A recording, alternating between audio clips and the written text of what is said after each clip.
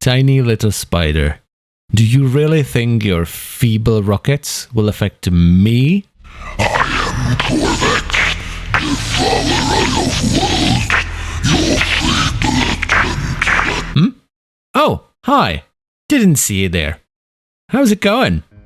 So today, well, technically 2 days ago now, because it's taken me far too long to make this, I woke up and I chose violence. I decided that I'm gonna give all the meta nerds an aneurysm for constantly telling me how bad I am and how bad my builds are, and build Qorvex in the most unmeta way possible. So, here's the build, and it makes me cackle every time I look at it. It has no less than 8 depolarities. Not 6, not 7, 8. It has 3,543 armor, 2,470 health, whilst also having adaptation, and it utilizes shield gating via catalyzing shields. I'm also running prime sure-footed because, well, I'm a YouTuber. It's the law. For arcanes, we have Arcane Grace, which makes you pretty much immortal, because with this much armor and health, there is no enemy in the game, outside of some crazy high-level stuff, that can take you down before Grace triggers and heals you back up. And we have Molt Augmented for some easy power strength for our third ability to provide us with status immunity. For our Archon charts, I have 1 Tau-Forged Emerald for +3 corrosive stacks, and it's specifically to get +3. I did not want to get +4. This is because I'm a big fan of corrosive and heat setups, which with this Tau-Forged chart strip the enemy down to 1% of their armor. This is fine against alloy armor, but it's absolutely tremendous against ferrite armor, because the setup strips them down to 1% of their armor, and then we ignore 75% of that with corrosive damage. It actually makes corrosive really nice in Steel Path. I'm also running 2 regen charts for 10 health per second, as well as 2 health charts for extra 300, because why not? Now, 10 health per second might not sound like a lot, but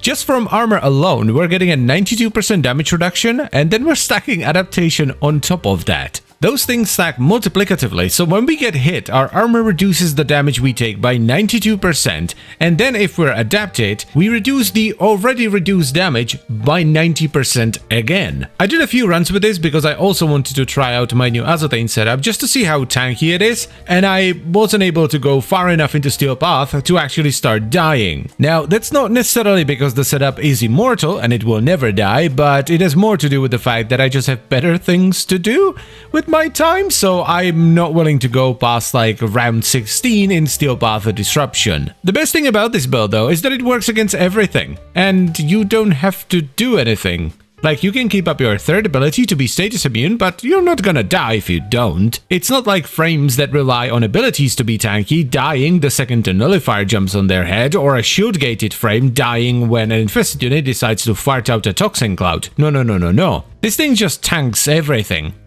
All the time. It's also completely self-sufficient. You don't have to rely on specific mods or weapons or companions to be tanky. It's the perfect setup for someone like me who prefers to use weapons over frames. It's why I've been using Inaros for so long. He's just super tanky, I don't have to worry about anything, and I can focus on the weapons instead. Now, was it necessary to go this hard into Chonk? No, absolutely not. This is a massive overkill. So you can easily dial the tankiness back a little bit and replace it with either damage or utility, and you'll be absolutely fine. That's the beauty of this build, you can tweak it to your own liking. It also has some nice synergies with melee. We are running 2 gladiator mods, so we're getting a mini blood rush effect there, and we're running a piece of the Saxum set, which makes lifted enemies explode when they die. This allows you to do some pretty fun stuff with the new arcanes. Like right now, the setup I'm running with my Azotane is I have magnetic damage with melee vortex, so if I kill an enemy with a magnetic proc on them, there's a chance a vortex that sucks enemies in is created. Now, when you combo this with a weapon that lifts enemies on a heavy attack, like the Azotane, you can suck enemies into a vortex and then blow them up through the Saxum set. It's a really fun interaction, and I might actually make a full video about it. This also stacks really well on top of the Carnage set, of which we have one piece as well, so at all times we get 10% evasion and 2 seconds of status immunity on a heavy attack kill. But anyway, if you're a fan of lazy tanks, I would highly recommend you give this setup a shot, because it's as lazy and as tanky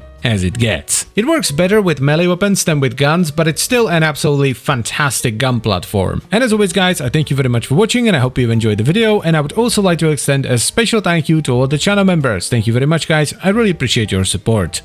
And I'll see you next time. Bye bye.